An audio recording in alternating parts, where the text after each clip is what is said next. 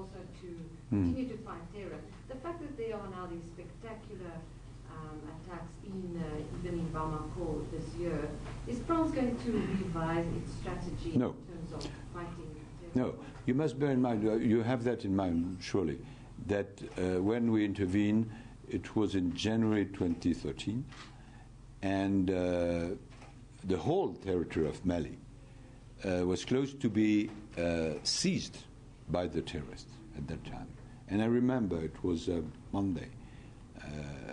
The transitional president at this moment, whose name was Mr. Traoré, called the president of France, and he said, well, Mr. President, I've been informed that some terrorist groups are going to Bamako, and France is the only one to have military in this sector. Therefore, I beg you to intervene, because if you don't intervene, tomorrow not only I will be dead, but the Mali will be submitted to terrorism. And the French president decided to intervene, and it was efficient, very efficient, because within more than 1 year, we have been able to strike the terrorists, to put them more than in the north, to re-establish legal authority. There has been election for National Assembly, for presidency, development, and afterwards a peace which have been accepted by the different factions under the mediation of Algeria a few months ago. But it doesn't mean that every terrorist has been destroyed. And frequently it's because they have been weakened that they try to react by spectacular attacks. And it's probably what has been the case in this tragedy in Bamako, which has been claimed by two related groups among terrorists. And it means that our strategy must be pursued.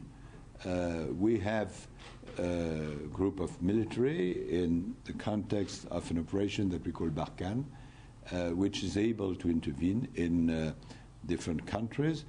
And for instance, yesterday, the Malian forces reacted, but we came in order to assist them. But it's a long fight, for obvious reasons, and even though we have prevented the terrorists to seize, to take the control of Mali and to develop, still there are some of them who are recruiting and who are continuing to act in such an inhuman way. Monsieur. Good afternoon, good evening. Alvin St-Pierre from SABC. Hello. News. With the meeting that you had with President Jacob Zuma, did you guys at all discuss a different strategy on how France can help bring about peace and stability in the continent in different areas? And with regards to... In Africa, you mean? This is focusing on Africa. And with regards to COP21, can you just basically give us an idea in terms of the security measures that have been put in place? On the second issue, we have taken general steps first, state of urgency, which makes it possible from a legal viewpoint to do a series of things in order to prevent any attack. Deployment of very important security forces, both civilian and military, and preventing any demonstration.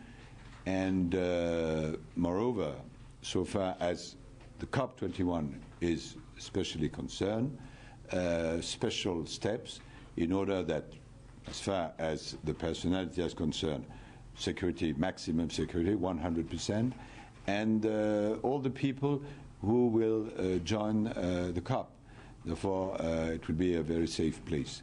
And it's an absolute necessity because we are hosting foreign friends, and it's normal. It's not only normal, but it's elementary that we ensure full security. Now, on the African continent, many times we've discussed that with our South African friends, and obviously the first idea is that the problems of the continent must be solved first by the decision of our African friends, AU and the different regional groups. But France is at their disposal in order to help them economically, militarily, and on any subject. And I remember perfectly that President Zuma, in one of his speeches a few months ago, said that France was welcome because France has understood that obviously the decision belonged to African, but we can help, not only we, France, but also Europeans, and it's going that way. And I would say that we are exactly on the same pace. Madame. Minister, my name is Karim Duplessis, freelance journalist. I just have a question. I think you touched on it in your previous answer, back to Mali. You said two different terrorist groups have claimed responsibility. It's not clear. It's unclear. One group is the group which is chaired, if I may say so, by an individual called Mokhtar Ben Mokhtar. But they are related to Al-Qaeda in Mali, ACME. And but the claim that we had is this organization of Mokhtar Ben Mokhtar. But it has to be precise. Okay, but you don't know what the motive, your intelligence don't know what the motive is? Of this, of the claim? Of the, reacting against the situation and affirming that all the foreigners must be out of Africa. And religious as well, you know, which is a pretense. Can I just have another one? Yes, please. You mentioned that with the state of emergency that has been declared, that means that urgency, yes. Sorry, urgency that has been declared, that there will be no demonstrations allowed. Yeah. Does this mean that even all the Greenpeace activists as well won't be allowed to be demonstrating outside venues and so forth? There were two big demonstrations which were planned in the 29th and in the 12th, 29th of November and 12th of December. And the government thought that we had a conversation with the groups, different groups, and we listened to them. But after this conversation, we decided that it was safer to say no authorization for this demonstration. And I must say that obviously some of them were disappointed, but they understood why. And I understand that their idea is to try and demonstrate in another way. For instance, have known, I don't know if it will be the case, that because there are some demonstrations in other countries, you can have a photo of somebody who wanted to demonstrate in France, or symbolic protest.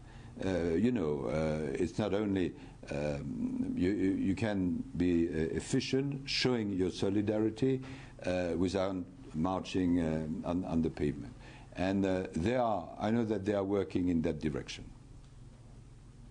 But so far as the events are concerned in closed places, there is no problem at all, because we can control security.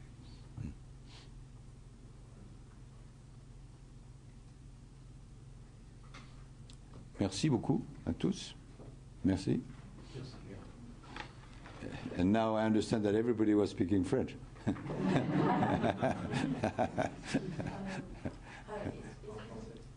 En français, allons-y. En français maintenant. J'aimerais vous poser d'abord, allez-y. si vous me permettez de vous poser deux questions. Oui, je vous en prie. Une répétition de ce qui a été dit Oui. avant. D'accord. Une autre question. Est-ce que vous avez abordé avec le président Jacob Zuma la question du nucléaire et d'une offre que pourrait faire la France ou du rôle de la France sur ce sujet en Afrique du Sud? Alors, ma visite était centrée essentiellement sur la préparation de la COP21, parce que l'Afrique du Sud est un acteur majeur de cette COP21 à cause de son importance, parce que la COP21, l'Afrique du Sud dirige le groupe des 77, qui est très important dans la COP21, et puis le processus qui va conduire à la COP21 à Paris a commencé à Durban, donc en Afrique du Sud, il y a quelques années. Donc ça, c'est le but essentiel de ma visite. Mais, bien évidemment, j'ai abordé d'autres sujets avec le président Zuma, la situation régionale, et puis, dans nos relations bilatérales, je lui ai rappelé, il le savait, que la France va faire une offre en ce qui concerne les centrales nucléaires, que nous avons désigné une personnalité extrêmement compétente, ancien administrateur du CEA, qui s'appelle M. Pascal Colombani, pour traiter de ces sujets, et que nous attendons que, bien évidemment, la procédure soit ouverte pour que les décisions soient prises, mais la France sera présente et très présente. Merci. Excusez-moi, je vais me présenter, Lisa Fabian pour Radio France Internationale. Très bien. Sur le Mali, est-ce que vous pouvez du coup répéter un peu est-ce que ça va changer la stratégie de la France dans ce pays? Non, ce qui s'est passé au Mali, évidemment, est à mettre dans le contexte du terrorisme international. Et nous avons présenté nos condoléances très très profondes à la fois au président malien, à la population malienne et à toutes les familles des victimes. Il n'y a pas de victimes françaises, mais il y a beaucoup de victimes de différentes nationalités, des Russes, des Chinois, Belges, enfin beaucoup de nationalités. La France, comme vous le savez, assure par différents canaux une présence pour lutter contre le terrorisme dans toute la région, et nous allons continuer. Nous avons empêché, vous le rappelez sans doute, que l'ensemble du Mali soit pris par les terroristes. C'était le risque en 2013. Et nous avons repoussé les terroristes. Nous avons fait en sorte qu'il puisse y avoir une élection très libre et qu'il y ait une possibilité de développement économique. Mais il reste dans la région un certain nombre de terroristes. La preuve tragique en a été administrée. Et donc il faut que non seulement la France, non seulement les puissances de la région, mais tous ceux qui peuvent coopèrent à la lutte contre le terrorisme, parce que, je le disais à un de vos collègues, quand on regarde quels sont les grands défis du XXIe siècle, deux de ces grands défis sont la lutte contre le dérèglement climatique et la lutte contre le terrorisme. Et j'étais récemment présent au G20, et j'étais frappé par le fait que les dirigeants de ces 20 pays les plus puissants du monde, si on peut dire, répétaient tous que personne n'était à l'abri du terrorisme. Donc c'est un mal qu'il faut combattre, et qu'il faut combattre en coordonnant toutes nos forces. Dernière question justement sur la coopération pour la lutte contre le terrorisme. Est-ce que cette question a été abordée avec M. Zuma, et est-ce que vous pouvez nous redire un peu quelle est la coopération qui peut se mettre en place pour lutter contre le terrorisme sur le continent? Oui, il y a déjà des échanges d'informations qui ont lieu. Et il faut bien sûr les développer, parce que beaucoup de ces terroristes appartiennent à des réseaux internationaux. Et nous le faisons déjà avec l'Afrique du Sud, avec beaucoup d'autres pays. Et si c'est possible, nous souhaitons bien sûr le renforcer. Parallèlement, hier a été voté sur notre proposition à l'ONU une résolution contre le terrorisme qui va plus loin que tout ce qui avait été voté auparavant, qui a été voté à l'unanimité. C'était un des souhaits du président de la République lorsqu'il est intervenu la semaine dernière au Congrès de Versailles. Et nous allons, dans les jours qui viennent, continuer à travailler en ce sens. Lundi, le Premier ministre britannique vient à Paris pour rencontrer le président français. Mardi, nous serons à Washington. Jeudi, à Moscou. Mercredi soir, Mme Merkel sera à Paris. Et ce que nous faisons, bien sûr, doit être relayé dans le monde entier, puisque le terrorisme, maintenant, a acquis une dimension internationale. Il faut que la réponse soit internationale. Merci beaucoup. Ah oui, je vous en prie. Maintenir la COP21, malgré tout ce qu'on voit, toutes les questions qu'on C'était une nécessité absolue. D'abord parce que la question du dérèglement climatique est une question majeure en soi-même. Si nous n'arrivons pas à régler cette question, ça veut dire que la vie sur la planète va être invivable. Mais donc il fallait absolument maintenir cette COP21, mais la maintenir dans des conditions de sécurité évidemment très très grandes. D'où les décisions que nous avons prises, que nous avons dû prendre pour ne pas permettre par exemple de manifestations. Mais je dirais que c'était d'autant plus nécessaire de la maintenir que il y avait cette espèce de pression des terroristes disant ben voilà, la vie doit s'arrêter, vous ne pouvez plus rien faire. Et je vois un signe extrêmement fort dans le fait que aucun des 140 chefs d'État et de gouvernement qui avaient prévu de venir ne s'est désisté. Au contraire, certains qui ne nous avaient pas encore répondu nous ont répondu nous allons venir parce que face au terrorisme, il ne faut jamais céder. Sorry, Minister, may I one more? I didn't introduce myself. I'm Jean-Jacques Cornish from Eyewitness News in South Africa. The issue of borders, you know, the passport-free borders through Europe, yeah. That has come up now, and the Interior Minister's meeting yesterday. What is France's position? Is there a need for any change in the Schengen Agreement? Well, France's position is that Schengen Agreement is a good agreement, but it has to be implemented and in a very precise way. The idea of Schengen is to have a common frontier. And then afterwards, the citizens can circulate without being controlled. But it can work only if the external frontier of Europe is perfectly controlled. And it is not the case, because generally it's the case, but you have some dramatic, tragical exception. And therefore, we have to reinforce the different elements.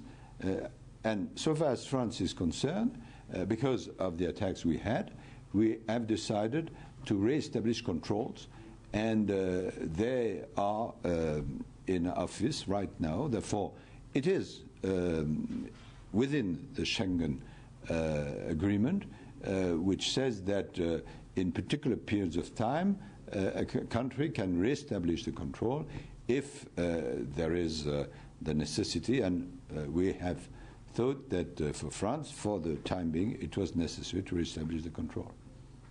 Allez-y. Madame. Yes, thank you. France has taken the lead in addressing terrorism in the continent so far, in Europe. And I was wondering, with the terrorist attacks in Mali and France's role in Mali, if France would take a leading role in Mali again in addressing terrorism, especially because ISIS is, and we know that ISIS has had contact with terrorist groups in Africa, for example, with Al-Shabaab. What is exactly the meaning? Will France change his position? No, not change position, but will France take a leading role in helping Mali to address terrorism? Oh yes, sure. We have already done that, and we are helping Malian forces to be trained, and obviously the first reaction and answer must be coming from the national forces, but every time we can help, we do it, obviously, yes, for sure. Will you be helping any other countries, for example, Kenya? Yes, yes.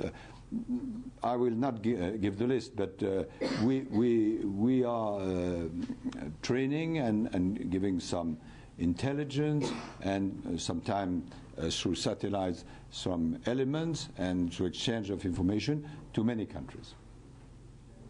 Merci beaucoup. Merci.